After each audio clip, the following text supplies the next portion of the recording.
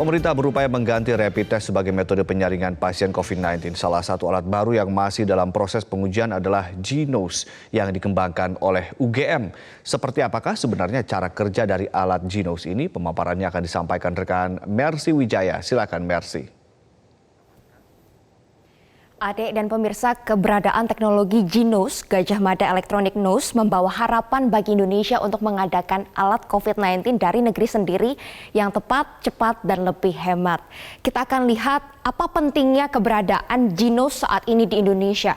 Saat ini kita dihadapi oleh krisis kesehatan akibat adanya pandemi COVID-19.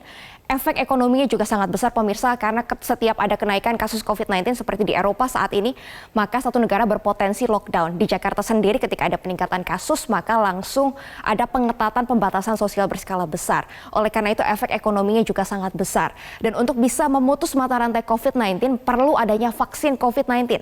Tapi karena sekarang kita masih menanti keberadaan vaksin COVID-19, maka ada 4 cara yang harus dilakukan untuk bisa menjaga dari sisi kesehatan maupun dari sisi ekonominya. Yang pertama adalah fast tracing, yang kedua adalah fast tracking.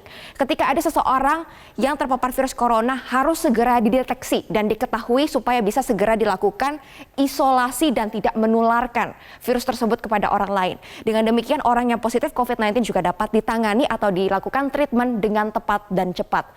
Selama ini kita sudah memiliki 2 alat tes COVID-19 yang sering digunakan di masyarakat. Kita akan lihat dalam slide berikut ini, ada tes rapid dan juga PCR. Namun keduanya ini memang memiliki kekurangan terutama dari segi waktu atau kecepatannya. Rapid test butuh masa inkubasi virus 5-7 hari sampai tubuh kita membentuk antibodi. Baru bisa terdeteksi rapid test apakah kita reaktif atau non-reaktif. Maka dari itu akurasinya 50-70%, karena bisa saja kita sudah terpapar virus, namun karena belum terbentuk antibodi, maka saat rapid tes kita negatif. Nah, untuk yang PCR ini akurasinya sudah mencapai 98% dan sudah diakui sebagai standar internasional untuk tes COVID-19. Namun memang ada delay waktu dari saat kita ambil sampel sampai hasilnya keluar selama 2-3 hari. Meski sekarang sudah dipercepat 4-6 jam hasilnya bisa diketahui, namun tetap ada delay waktu dan seseorang yang tidak tahu kondisinya apakah positif atau negatif masih berpotensi menularkan virus tersebut kepada orang-orang di sekitarnya. Selain itu harga PCR cukup mahal, 1-2 juta rupiah, sehingga tidak dapat diakses oleh masyarakat secara luas dari berbagai kalangan. Oleh karena itu keberadaan teknologi Genos ini sebenarnya bisa menjadi inovasi dan juga solusi untuk tes COVID-19 yang tepat, cepat, dan juga hemat. Karena dari hembusan nafas bisa dideteksi apakah seseorang positif atau negatif COVID-19. Waktu tesnya pun hanya membutuhkan 3 menit langsung keluar hasilnya. Dari update terakhir yang kami dapatkan hanya butuh 80 detik atau 1 menit lebih hasilnya sudah dapat diketahui. Dan tingkat akurasinya pemirsa sudah mencapai 96-97% mendekati tes PCR.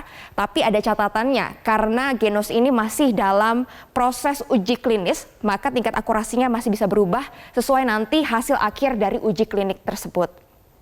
Selanjutnya pemirsa, kita akan lihat bahwa sebenarnya teknologi Genos ini sudah dikembangkan oleh Universitas Gajah Mada sebelum ada pandemi COVID-19.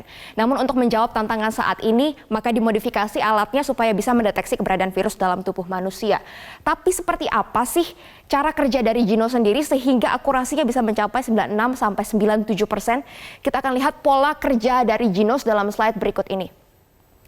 Ternyata pemirsa, ketika ada virus atau bakteri di dalam paru-paru kita, maka paru-paru kita akan mengeluarkan senyawa atau dinamakan volatile organic compounds yang spesifik. Nantinya ketika kita menggunakan Genos, kita akan menghembuskan nafas, nanti akan ditangkap oleh sensor array. Hembusan nafas itu akan membentuk pola yang spesifik. Ada kandungan senyawa apa di dalam paru-paru kita, apakah itu berasal dari virus corona atau tidak. Nanti data-data atau pola yang ditangkap oleh mesin atau sensor array ini akan dianalisis menggunakan artificial intelligence dan juga machine learning. Semakin banyak orang yang dites, maka hasilnya akan semakin akurat karena mesinnya akan belajar lebih banyak pola, mana yang positif dan mana yang negatif. Nah, kalau kita lihat dari perkembangan Genos sendiri saat ini sudah masuk ke uji klinis tahap 2 atau diuji coba kepada 600 pasien dan hasilnya akurat 96-97%. Dalam slide berikut ini, memang saat ini Genos sudah masuk ke uji klinis tahap ketiga. Rencananya 1 minggu atau 2 minggu lagi akan diuji coba kepada hampir 1.500 pasien di 10 rumah sakit yang telah bekerja sama dengan Universitas Gajah Mada. Tapi pertanyaan adalah, kapan kita bisa mengakses Ginos ini secara massal, pemirsa. Kita akan lihat timeline-nya, deadline-nya kapan akan diproduksi secara massal. Setelah melalui proses uji klinis dan juga menunggu izin edar dari Kementerian Kesehatan, rencananya akan ada produksi massal skala komersial di awal Desember 2020.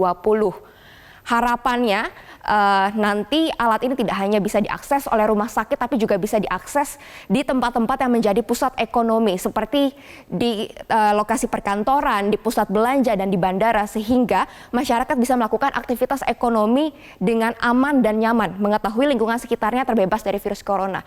Namun seandainya ada yang terkena virus pun bisa langsung diketahui dengan cepat dan diisolasi sehingga mengurangi penyebaran virus corona di wilayah tersebut. Dan saat ini pun UGM sudah bekerja sama dengan 5 perusahaan untuk nantinya memproduksi secara massal teknologi Ginos. Rencananya di awal Desember akan ada produksi awal 50.000 unit, namun masih dibuka kemungkinan lebih banyak lagi karena nampaknya 50.000 ini tidak cukup untuk di seluruh Indonesia. Bahkan jika sudah terpenuhi dalam negeri, rencananya bisa juga ekspor untuk kebutuhan di luar negeri. Harga jual satu unitnya adalah 40 juta rupiah per unit. Dengan kapasitas pemakaian bisa mencapai 100.000 kali pemakaian atau 100.000 kali tes dengan menggunakan satu unit saja. Jika kita menggunakan hitungan kasar, jika saya membeli teknologi Ginos 40 juta untuk bisa balik modal, maka satu kali tes saya butuh biaya minimal 400 perak. Ini jauh lebih terjangkau jika dibandingkan menggunakan tes PCR maupun rapid test. Oleh karena itu kita masih akan terus kawal bagaimana uji klinis tahap 3 dari Ginos. Kami berharap semoga hasilnya masih tetap akurat dan bisa menjadi solusi untuk krisis kesehatan dan krisis ekonomi di Indonesia saat ini. Demikian dari saya, Ade, kembali ke Anda. Baik, terima kasih Mercy Wijaya dan pemirsa untuk membahas lebih lanjut